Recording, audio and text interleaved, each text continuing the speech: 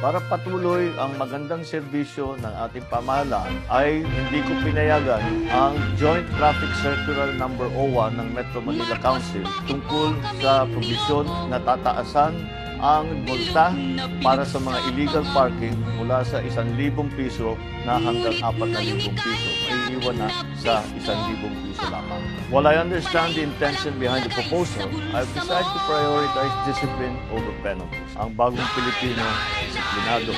By focusing on individual responsibility, we can create long-lasting solutions to our traffic challenges. Hi, my name is Melanie Shiraz, and I'm Miss Universe Israel 2025.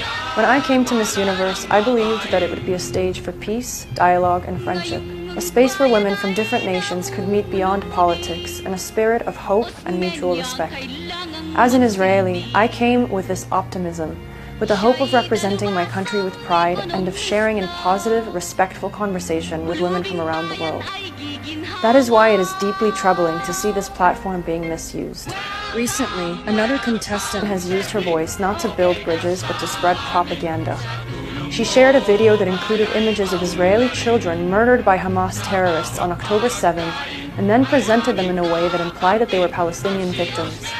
Let me be absolutely clear. These children were Israeli. They were born in Israel, they lived in Israel, and they were murdered because they were Israeli.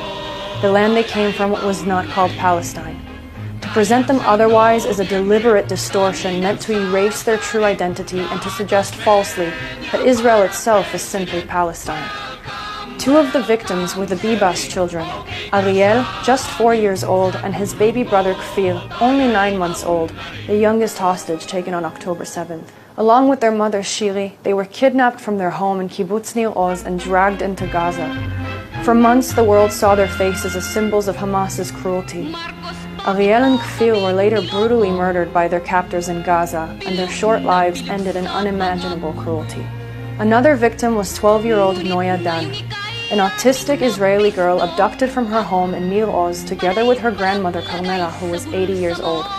Their bodies were later found together near the Gaza border. To take these Israeli children, murdered in their homes or in captivity, and to present them as though they were Palestinian casualties is not an act of compassion.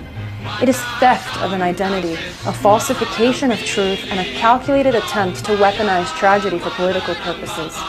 It is also an attempt to erase Israeli identity and to challenge Israel's right to exist by folding Israeli victims into a false narrative that denies who they were. And it is not an isolated act. This contestant has also misrepresented fatality numbers, inflating them by more than 10 times what even Hamas itself has reported.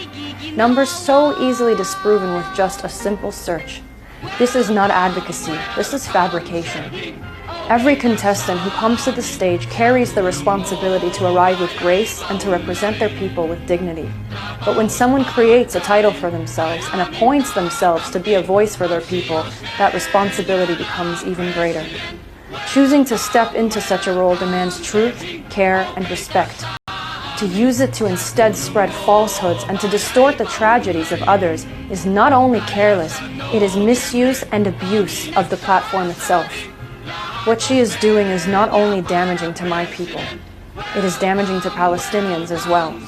With a large following and reach, she spreads lies so easily disproven that they corrode credibility itself. As representatives of countries in conflict, we should set an example for the world, not use our platforms to spread hate. If someone truly cares about children, then with such a platform comes the duty to protect young people from being led into hatred and to guide them toward peace. This platform must remain a place for dignity, honesty, and respect, and it cannot tolerate double standards where lies against Israel are excused but truth spoken for Israel is condemned. I came here in good faith, seeking peace, dialogue, and respect. But I will not allow lies to erase truth, nor propaganda to steal the memory of our murdered children and people, and the 48 hostages cruelly still held in captivity in Gaza.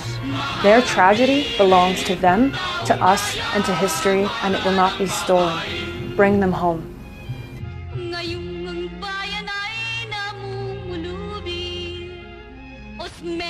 Kailangang magsilbi. Siya'y dalubhasang ekonomista.